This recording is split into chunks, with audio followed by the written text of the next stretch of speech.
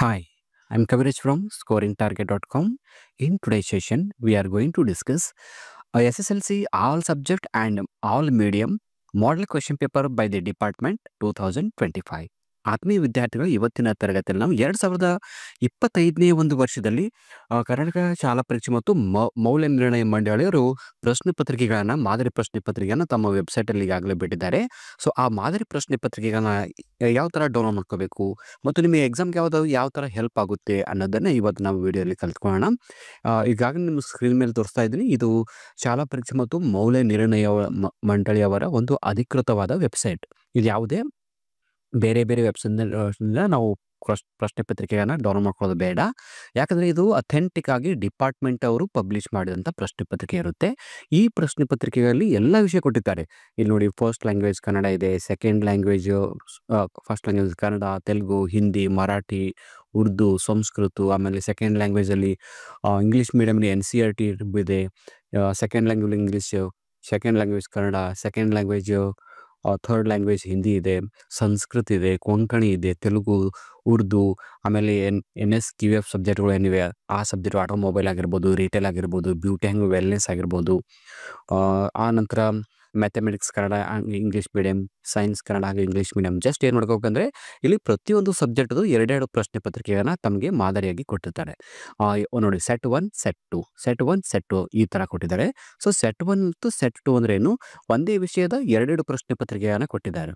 For example, ಈಗ ನಾನು ಇಂಗ್ಲೀಷ್ನ ಪ್ರಶ್ನೆ ಪತ್ರಿಕೆ ಡೌನ್ಲೋಡ್ ಮಾಡ್ಕೋತೀನಿ ಅಂದರೆ ಇಲ್ಲಿ ನಾವು ಹೋಗ್ತಾ ಇದ್ದೀವಿ ಸೆಕೆಂಡ್ ಲ್ಯಾಂಗ್ವೇಜ್ ಇಂಗ್ಲೀಷ್. ಸೊ ಇಲ್ಲಿ ಕೊಟ್ಟಿದ್ದಾರೆ ಸೆಟ್ 1 ಮತ್ತು ಸೆಟ್ 2 ಅಂತ ಕೊಟ್ಟಿದ್ದಾರೆ. ಒಂದೇ ವಿಷಯಕ್ಕೆ ಎರಡೆರಡು ಪ್ರಶ್ನೆ ಪತ್ರಿಕೆ. ಯಾಕೆ ಎರಡು ಕೊಟ್ಟಿದ್ದಾರೆ ಅಂದರೆ ಎಕ್ಸಾಮಲ್ಲಿ ನಿಮಗೆ ಓದ್ಕೊಳ್ಳೋಕ್ಕೆ ಅನುಕೂಲ ಆಗಲಿ ಅಂತ. ಸೊ ಈ ಪ್ರಶ್ನೆ ಪತ್ರಿಕೆಗಳನ್ನೇ ಆಧಾರವಾಗಿ ಇಟ್ಕೊಂಡು ನೀವು ಎಕ್ಸಾಮ್ಗೆ ಯಾವ ಥರ ಪ್ರಿಪೇರ್ ಆಗಬೇಕು ಅನ್ನೋದನ್ನು ಈ ವಿಡಿಯೋನಲ್ಲಿ ಹೇಳ್ತಾ ಇರ್ತೀನಿ. ಮೊದಲನೇದಾಗಿ ನಾನು ಯಾವ ಥರ ಡೌನ್ಲೋಡ್ ಮಾಡ್ಕೋಬೇಕು ಮತ್ತು ಯಾವ ಥರ ಸೇವ್ ಮಾಡ್ಕೋಬೇಕಂತ ಹೇಳ್ತಾ ಹೋಗ್ತೀನಿ. ಅದಕ್ಕಿಂತ ಮುಂಚೆ ಒಂದು ಆದೇಶ ನೋಡೋಣ. ಕರ್ನಾಟಕ ಶಾಲಾ ಪರೀಕ್ಷೆ ಮತ್ತು ಮೌಲ್ಯ ನಿರ್ಣಯ ಮಂಡಳಿ 6ನೇ ಅಡ್ಡ ರಸ್ತೆ, ಮಲ್ಲೇಶ್ವರಂ, ಬೆಂಗಳೂರವರು ದಿನಾಂಕ 1/1/2025 ಹೊಸ ವರ್ಷದಂದು ತಮಗೆ ಹೊಸ ಒಂದು ಸುದ್ದಿಯನ್ನು, ಗುಡ್ ನ್ಯೂಸ್ ಆಗಿ ನಿಮಗೆ ಪ್ರಶ್ನೆ ಪತ್ರಿಕೆಯನ್ನು ಕೊಟ್ಟಿದ್ದಾರೆ. ಏನಿದೆ ಸುತ್ತೋಲೆ ಅಂದರೆ 2025ರ SSLC ಪರೀಕ್ಷೆಯ ಮಾದರಿ ಪ್ರಶ್ನೆ ಪತ್ರಿಕೆಯನ್ನು ಮಂಡಳಿಯ ವೆಬ್ಸೈಟಲ್ಲಿ ಪ್ರಕಟಿಸಿರುವ ಬಗ್ಗೆ. ಅಂದರೆ ನಮ್ಮ ವೆಬ್ಸೈಟಲ್ಲಿ ಈಗಾಗಲೇ ಕ್ವಶನ್ ಪೇಪರ್ ಬಿಟ್ಟಿದ್ವಿ ಅಂತ ಅರ್ಥ. ಸೊ ಎದಕ್ಕೆ ಬಿಟ್ಟಿದ್ದಾರೆ ಇದು? 2025ರ SSLC ಪರೀಕ್ಷೆಯ ಮಾದರಿ ಪ್ರಶ್ನೆ ಪತ್ರಿಕೆಗಳನ್ನು ವಿದ್ಯಾರ್ಥಿಗಳ ಅಭ್ಯಾಸಕ್ಕಾಗಿ, ನೋಡಿ ನಿಮ್ಮ ಪ್ರಾಕ್ಟೀಸ್ ಸಲುವಾಗಿ ಮಂಡಳಿಯ ಜಾಲತಾಣದಲ್ಲಿ ಪ್ರಕಟಿಸಲಾಗಿದೆ. ಸೊ ಯಾವ ವಿಷಯದಲ್ಲಿ? ಗಣಿತ, ವಿಜ್ಞಾನ, ಸಮಾಜ ವಿಜ್ಞಾನ ಪ್ರಶ್ನೆ ಪತ್ರಿಕೆಗಳನ್ನು ಕನ್ನಡ ಮತ್ತು ಆಂಗ್ಲ ಭಾಷೆಯಲ್ಲಿ ಮಾತ್ರ ಸಿದ್ಧಪಡಿಸಲಿ ಮಂಡಳಿ ಜಾಲತಾಣದಲ್ಲಿ ಅಪ್ಲೋಡ್ ಮಾಡಲಾಗಿದೆ. ಅಂದರೆ ಗಣಿತ ಆಗಲಿ, ವಿಜ್ಞಾನ ಆಗಲಿ, ಸಮಾಜ ವಿಜ್ಞಾನ ಈ ಮೂರು ವಿಷಯಗಳ ಕನ್ನಡ ಮೀಡಿಯಂ ಮತ್ತು ಇಂಗ್ಲೀಷ್ ಮೀಡಿಯಂ ಪ್ರಶ್ನೆ ಪತ್ರಿಕೆ. ಅದರ ಜೊತೆಗೆ ಸದರಿ ವಿಷಯಗಳ ಪ್ರಶ್ನೆ ಪತ್ರಿಕೆಯನ್ನು ಉಳಿದ ಮಾಧ್ಯಮಗಳಿಗೆ ಆಯಾ ಶಾಲಾ ಹಂತದಲ್ಲಿ ಭಾಷಾಂತರಿಸಿ ವಿದ್ಯಾರ್ಥಿಗಳಿಗೆ ನೀಡಲು ತಿಳಿಸಿದೆ. ಈ ಮಾದರಿ ಪ್ರಶ್ನೆ ಪತ್ರಿಕೆಗಳ ಮಂಡಳಿಯ ವೆಬ್ಸೈಟ್ ಯಾವುದಂದರೆ www.kseib.karnataka.co.in. ಈ ವೆಬ್ಸೈಟ್ ಏನಿದೆ, ನೀವು ಗೂಗಲಲ್ಲಿ ಸರ್ಚ್ ಮಾಡಿದ್ರೆ ಸಾಕು ತಮಗೆ ಸಿಗುತ್ತೆ. ಇಲ್ಲಾಂದರೆ ಕಾಮೆಂಟ್ ಬಾಕ್ಸಲ್ಲಿ ನಾನು ಇದರ ಲಿಂಕ್ ಕೊಟ್ಟಿರ್ತೀನಿ. ಸೊ ಅಲ್ಲಿ ಕ್ಲಿಕ್ ಮಾಡಿ ಕೂಡ ನೀವು ಡೌನ್ಲೋಡ್ ಮಾಡ್ಕೋಬೋದು. ಸೊ ನೆಕ್ಸ್ಟ್ ಇದೇನಂದರೆ ನಮ್ಮ ನಿರ್ದೇಶಕರು ಇದನ್ನು ಸಿಗ್ನೇಚರ್ ಮಾಡಿದ್ದಾರೆ, ಅಥೆಂಟಿಕ್ ಆಗಿ ಒಂದು ಪ್ರಶ್ನೆ ಪತ್ರಿಕೆ. ಸೊ ಇದಾದ ನಂತರ ಈಗಾಗಲೇ ನಿಮಗೆ ಸ್ಕ್ರೀನ್ ಮೇಲೆ ತೋರಿಸಿದ್ದೀನಿ ಎಲ್ಲ ಪ್ರಶ್ನೆ ಪತ್ರಿಕೆಗಳ ಲಿಂಕ್ ಇರುತ್ತೆ, ಇಲ್ಲಿ ಡೌನ್ಲೋಡ್ ಮಾಡ್ಕೋಬೋದು. ಒಂದೊಂದು ಸಬ್ಜೆಕ್ಟಲ್ಲಿ ನೀವು ನೋಡ್ತಾ ಹೋಗ್ಬೋದು. ಫಸ್ಟಲ್ಲಿ ಎಲ್ಲ ನಿಮ್ಮ ಸಬ್ಜೆಕ್ಟ್ ಇರುತ್ತೆ, ಫಸ್ಟ್ ಲ್ಯಾಂಗ್ವೇಜ್ ಇರುತ್ತೆ, ಆಮೇಲೆ ಸೆಕೆಂಡ್ ಲ್ಯಾಂಗ್ವೇಜ್, ಆಮೇಲೆ ಥರ್ಡ್ ಲ್ಯಾಂಗ್ವೇಜ್. ಅದ್ರ ಜೊತೆಗೆ ಮುಂದ್ಗಡೆ ನಿಮಗೆ ಇಲ್ಲಿ ಸಬ್ಜೆಕ್ಟ್ ಕೋಡ್ ಕೊಟ್ಟಿದ್ದಾರೆ, ಅದು ಕೂಡ ಅರ್ಥ ಮಾಡಿಕೊಂಡು ನೀವು ಡೌನ್ಲೋಡ್ ಮಾಡ್ಬೋದು. ಇಲ್ಲೇನಿಲ್ಲ, ಜಸ್ಟ್ ನೀವು ಏನು ಮಾಡ್ಕೋ, ನಾನು ಇಲ್ಲಿ ತೋರಿಸ್ತೀನಿ ಯಾವ ಥರ ಡೌನ್ಲೋಡ್ ಮಾಡ್ಕೋಬೇಕಂತ. ಕಾಮೆಂಟ್ ಬಾಕ್ಸಲ್ಲಿ ನಮ್ಮ ವೆಬ್ಸೈಟ್ನ ಲಿಂಕ್ ಕೊಟ್ಟಿರ್ತೀನಿ, scoringtarget.com. ಆ ಒಂದು ಡೌನ್ಲೋಡ್ ಕ್ವೆಶ್ಚನ್ ಪೇಪರ್ಸ್ ಅಂತ ಒಂದು ಲಿಂಕ್ ಇರುತ್ತೆ, ಅಲ್ಲಿ ಕ್ಲಿಕ್ ಮಾಡಿದಾಗ ನಮಗೆ ಕನ್ನಡ ನಾನು ಏನು ಮಾಡಿದ್ದೀನಿ ಅನುಕೂಲ ಆಗಲಿ. ಇಲ್ಲಿ ವೆಬ್ಸೈಟಲ್ಲಿ ಏನು ಕೊಟ್ಟಿದ್ದಾರೆ, ಎಲ್ಲವೂ ಮಿಕ್ಸ್ ಮಾಡಿ ಕೊಟ್ಟಿದ್ದಾರೆ ಸಬ್ಜೆಕ್ಟ್ಗಳು. ಸೊ ಇದರಿಂದ ವಿದ್ಯಾರ್ಥಿಗಳು ಕನ್ಫ್ಯೂಸ್ ಆಗುತ್ತೆ. ಯಾಕಂದರೆ ಇಲ್ಲಿ ಒಟ್ಟಾರೆ 62 ವಿಷಯಗಳಿಗೆ ಸಂಬಂಧಪಟ್ಟಂಥ ಪ್ರಶ್ನೆ ಪತ್ರಿಕೆಗಳಿವೆ. ಸೊ ಅದೆಲ್ಲ ನಿಮ್ಗೆ ಕನ್ಫ್ಯೂಸ್ ಆಗ್ಬೋದು ಯಾವ್ದು ಡೌನ್ಲೋಡ್ ಮಾಡ್ಕೋಬೋದು ಅಂತ. ಅದಕ್ಕಾಗಿ ನಾನು ಇಲ್ಲಿ ಸಿಂಪಲಾಗಿ ನಮ್ಮ ವೆಬ್ಸೈಟಲ್ಲಿ ಏನು ಮಾಡಿದ್ದೀನಿ, for Kannada medium student, Kannada ಮಾಧ್ಯಮ ಏನು ಓದ್ತಾರಲ್ಲ ಅಂಥ ವಿದ್ಯಾರ್ಥಿಗಳಿಗೆ ಸಪ್ರೇಟಾಗಿ ನೋಡಿ, ಕನ್ನಡ Model 1, Model 2 ಅಂದರೆ ಫಸ್ಟ್ ಲ್ಯಾಂಗ್ವೇಜ್ ಕನ್ನಡ, ಆಮೇಲೆ ಸೆಕೆಂಡ್ ಲ್ಯಾಂಗ್ವೇಜ್ ಇಂಗ್ಲೀಷ್ನ Model 1, Model 2. ಅದಾದ ನಂತರ Hindi Model 1, Model 2 third language Hindi. ಅದಾದ ನಂತರ ಮ್ಯಾಥಮೆಟಿಕ್ಸ್ Model 1, Model 2. ಆದ ನಂತರ ಸೈನ್ಸ್ Model 1, Model 2. ಅದೇ ಥರ social science model 1, model 2. So ಈ ಥರ ನಿಮ್ಮ ಸಬ್ಜೆಕ್ಟ್‌ಗೆ ಅನುಕೂಲ ಆಗೋ ಥರ ನಾನು ಸೆಪ್ರೇಟಾಗಿ ಮಾಡಿದ್ದೀನಿ ಲಿಸ್ಟ್‌ಗಳು. ಇದು ಕನ್ನಡ ಮಾಧ್ಯಮದ ವಿದ್ಯಾರ್ಥಿಗಳಿಗೆ. ನಾನು ಇಂಗ್ಲೀಷ್ ಮಾಧ್ಯಮದ ವಿದ್ಯಾರ್ಥಿಗಳು ಕೂಡ ಒಂದು ಸೆಪ್ರೇಟ್ ಕೊಟ್ಟಿರ್ತೀನಿ. ಸೆಪ್ರೇಟ್ ಅಂದರೆ ಒಂದೇ ಲಿಂಕಲ್ಲಿ ಇವೆಲ್ಲ ಬರುತ್ತೆ ತಮಗೆ. ಇಲ್ಲಿ ಮ್ಯಾಥಮೆಟಿಕ್ಸ್ 2 ಪ್ರಶ್ನೆ ಪತ್ರಿಕೆಗಳು ಇಂಗ್ಲೀಷ್ ಮೀಡಿಯಂ, ಅದೇ ರೀತಿ ಸೈನ್ಸ್ ಮತ್ತು ಸೋಷಿಯಲ್ ಸೈನ್ಸ್‌ನ ಇಂಗ್ಲೀಷ್ ಮೀಡಿಯಂ ಸಬ್ಜೆಕ್ಟ್. ಇದು ಬಿಟ್ಟು ಕೆಲವರಿಗೆ first language, second language, third language ಬೇರೆ ಬೇರೆ ಇರುತ್ತೆ. ಅದಕ್ಕಾಗಿ ನಾನು ಇದು ಸಪ್ರೇಟ್ ಲಿಂಕ್ ಕೊಟ್ಟಿದ್ದೀನಿ ನೋಡಿ. ಈ ಲಿಂಕ್ ಮೇಲೆ ನೀವು ಕ್ಲಿಕ್ ಮಾಡೋದು ಸಾಕು. ಇದೇನು click for the other subject ಅಂದರೆ ನೀವು ಈ ಲಿಸ್ಟಲ್ಲಿ ಈ ಇಂಗ್ಲೀಷ್ ಮೀಡಿಯಂ ಆಗಲಿ, ಕನ್ನಡ ಮೀಡಿಯಮಲ್ಲಿ ಈ 2 ಲಿಸ್ಟಲ್ಲಿ ನಿಮ್ಗೆ ಯಾವುದಾದ್ರೂ ಕ್ವೆಶ್ಚನ್ ಪೇಪರ್ ಸಿಗಲಿಲ್ಲ ಅಂದರೆ ನೇರವಾಗಿ ಈ ಲಿಂಕ್ ಮೇಲೆ ಕ್ಲಿಕ್ ಮಾಡಿದ್ರೆ ನಮಗೆ ಎಲ್ಲ ಪ್ರಶ್ನೆ ಪತ್ರಿಕೆಗಳು ಸಿಗುತ್ತೆ. ಸೊ ಒಟ್ಟಾರೆ ಈ ಪ್ರಶ್ನೆ ಪತ್ರಿಕೆ ಡೌನ್ಲೋಡ್ ಲಿಂಕ್ ಕಾಮೆಂಟ್ ಬಾಕ್ಸಲ್ಲಿ ಹಾಕ್ತೀನಿ. ಜಸ್ಟ್ ಏನಿಲ್ಲ ಟೈಟಲ್ ಮೇಲೆ ಇದು ಟೈಟಲ್ ಇದೆ, ನಾನು ಈ ಪ್ರಶ್ನೆ ಪತ್ರಿಕೆ ಡೌನ್ಲೋಡ್ ಮಾಡ್ಕೋಬೇಕು. ಜಸ್ಟ್ ಇದ್ರ ಮ್ಯಾಗೆ ಏನು ಮಾಡೋದು, ಕ್ಲಿಕ್ ಮಾಡಿದ್ರೆ ಸಾಕು. ಕ್ಲಿಕ್ ಮಾಡಿದ್ರೆ ಏನಾಗುತ್ತೆ, ನೇರವಾಗಿ ಅದು ಎಲ್ಲಿಗೆ ಹೋಗುತ್ತೆ, ಈ ವೆಬ್ಸೈಟ್ಗೆ ಹೋಗುತ್ತೆ. ಇಲ್ಲಿ ಬಂದಾಗ ಏನು ಮಾಡಬೇಕು, ಇಲ್ಲಿ ಸಬ್ಜೆಕ್ಟ್ ಮುಂದ್ಗಡೆ ಲಿಂಕ್ ಇದೆ, ಅಲ್ಲಿ ಕ್ಲಿಕ್ ಮಾಡ್ಕೊಂಡ್ರೆ ಸಾಕು, ಡೌನ್ಲೋಡ್ ಆಗುತ್ತೆ. ನಿಮಗೆ ಸ್ಕ್ರೀನ್ ಮೇಲೆ ಏನು ತೋರಿಸ್ತಾ ಇದ್ದೀನಿ ಅಂದರೆ ನಿಮಗೆ ಪ್ರಶ್ನೆ ಪತ್ರಿಕೆಗಳನ್ನು ತೋರಿಸ್ತಾ ಇದ್ದೀನಿ, ನೋಡ್ಬೋದು. ಓಕೆ, ಇಲ್ಲಿದೆ ನೋಡಿ. ಪ್ರಶ್ನೆ ಪತ್ರಿಕೆ ಒಂದು ಬಾರಿ ನೋಡ್ಕೊಂಬರೋಣ. ಇದು ಮೊದಲನೇದಾಗಿ ಪ್ರಥಮ ಭಾಷೆ ಕನ್ನಡ ವಿಷಯಕ್ಕೆ ಸಂಬಂಧಪಟ್ಟಂಥ ಪ್ರಶ್ನೆ ಪತ್ರಿಕೆ ಇದೆ. ಸೊ ಎಲ್ಲ ವಿಷಯಗಳ ಪ್ರಶ್ನೆ ಪತ್ರಿಕೆಯನ್ನು ಒಂದೇ ವಿಡಿಯೋಲಿ ನೋಡೋದು ಕಷ್ಟ. ಸೊ ಮುಂದೆ ಬರ್ತಕ್ಕಂಥ ಈಗ SSLC ಎಕ್ಸಾಮ್ಗಳಿಗೆ ನಮಗೆ ಸಮಯ ತುಂಬಾ ಕಡಿಮೆ ಉಳಿದಿದೆ. ಹೀಗಾಗಿ ನಾನು ಏನು ಮಾಡ್ತೀನಿ, ಪ್ರತಿದಿನ ನಿಮಗೆ ಒಂದು 15-20 ನಿಮಿಷಗಳ ಒಂದು ಲೈವ್ ಕ್ಲಾಸ್ ಮಾಡ್ತೀನಿ. ಲೈವ್ ಕ್ಲಾಸ್ ಮಾಡಬೇಕಾ, ಯಾವ ಟೈಮಿಗೆ ಮಾಡಬೇಕು ಅಂತ ನೀವು ಕಾಮೆಂಟ್ ಬಾಕ್ಸಲ್ಲಿ ಸಜೆಷನ್ ಕೊಟ್ಟರೆ ನಾನು ಅದನ್ನು ಮಾಡೋಕ್ಕೆ ಪ್ರಯತ್ನ ಪಡ್ತೀನಿ. ಅಟ್ಲೀಸ್ಟ್ ಒಂದು 15-20 ನಿಮಿಷ ನಾವು ಡೈಲಿ ನಾವು ಏನು ಮಾಡೋದು, ಜಸ್ಟ್ ಅಂದರೆ ಒಂದೊಂದು ಪ್ರಶ್ನೆ ಪತ್ರಿಕೆಯನ್ನು ಒಂದು 10-12 ಪ್ರಶ್ನೆಗಳನ್ನು ಡೈಲಿ ಸಾಲ್ವ್ ಮಾಡ್ತಾ ಹೋಗೋದು. ಅಂದರೆ ಒಂದು ಪ್ರಶ್ನೆ ಪತ್ರಿಕೆಯನ್ನು ನಾವು 2 ಅಥವಾ 3 ದಿನದಲ್ಲಿ ಸಾಲ್ವ್ ಮಾಡೋದು.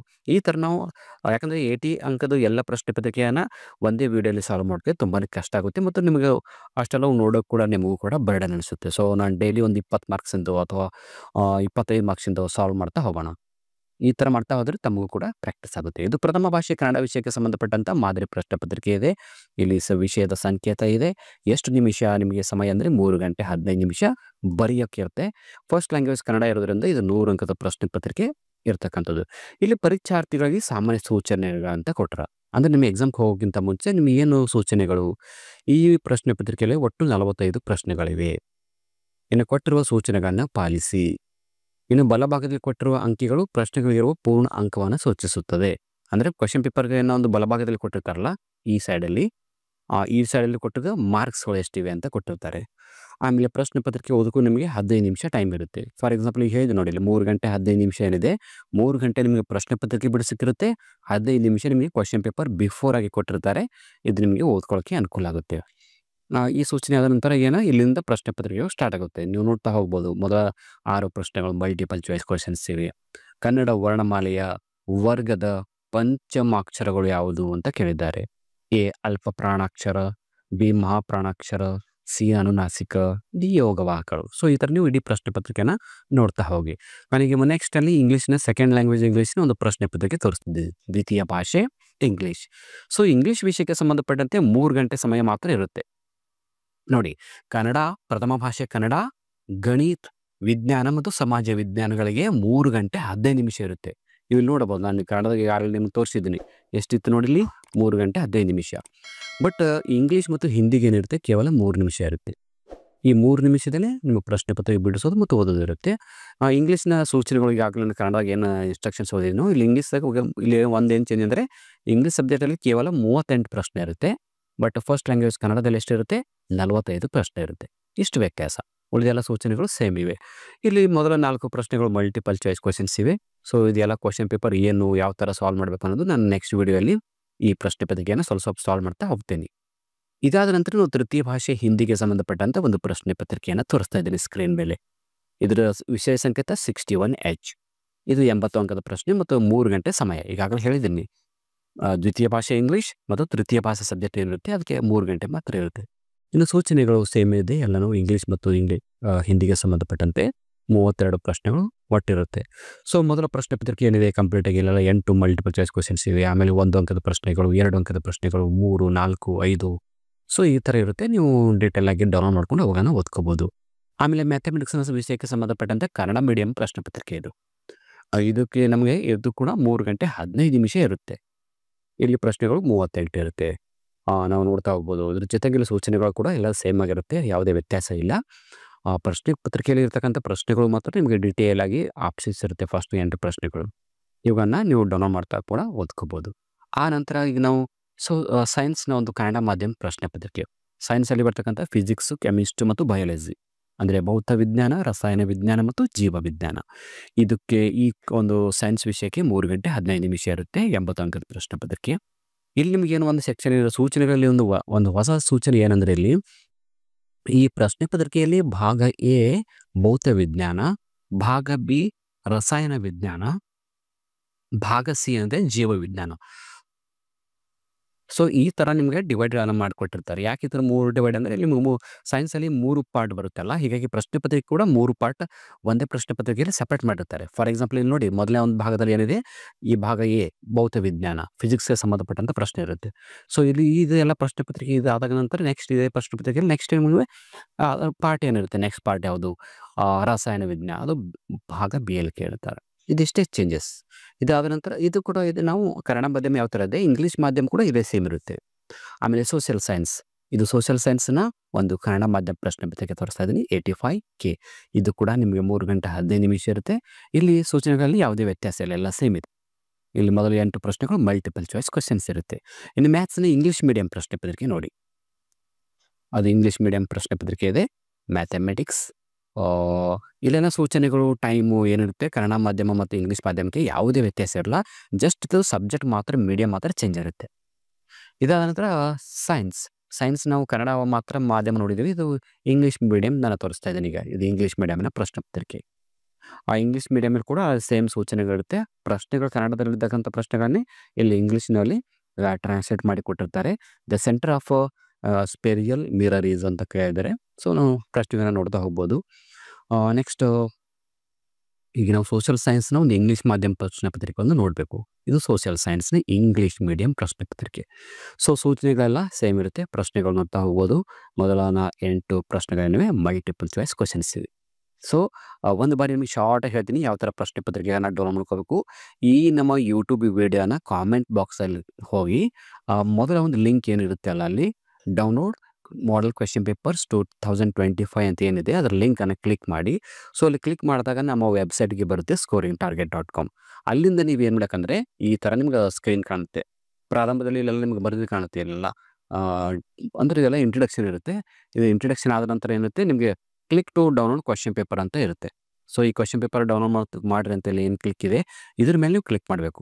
ಅದರ ಮೇಲ್ಗಡೆ ನೀವು ಕ್ಲಿಕ್ ಮಾಡಿದ್ರೆ ನೇರವಾಗಿ ಎಲ್ಲಿಗೆ ಬರುತ್ತದು, ಈ ಥರ ಬರುತ್ತೆ. For Kannada medium students, Kannada ಮಾಧ್ಯಮದ ಪ್ರಶ್ನೆ ಪತ್ರಿಕೆಗಳು.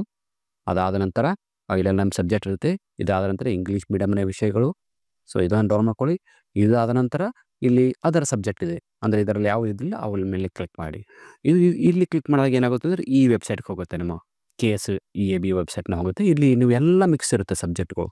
ಸಬ್ಜೆಕ್ಟ್ ಆಗಿರ್ಬೋದು ಮತ್ತು NSQ ಆಫ್ ಸಬ್ಜೆಕ್ಟ್ ಏನು ಅಷ್ಟು ಇದೆ ಅದು ಕೂಡ ಬಂದಿರುತ್ತೆ. ಸೊ ಡೌನ್ಲೋಡ್ ಮಾಡಿಕೊಂಡು ನಿಮ್ಮ ಎಕ್ಸಾಮ್ಗೆ ಪ್ರಿಪೇರ್ ಆಗಿ ಇವತ್ತಿನ ವಿಡಿಯೋನ ನಿಮ್ಮೆಲ್ಲ ಫ್ರೆಂಡ್ಸ್ ಗ್ರೂಪಲ್ಲಿ ಶೇರ್ ಮಾಡ್ಕೊಳ್ಳಿ, ಹಾಗೂ ಒಂದು ಲೈಕ್ ಮಾಡಿ ಅಂತ ಹೇಳ್ತಾ ಇವತ್ತಿನ ಕ್ಲಾಸನ್ನು ಇಲ್ಲಿಗೆ ಮುಗಿಸ್ತಾ ಇದ್ದೀನಿ.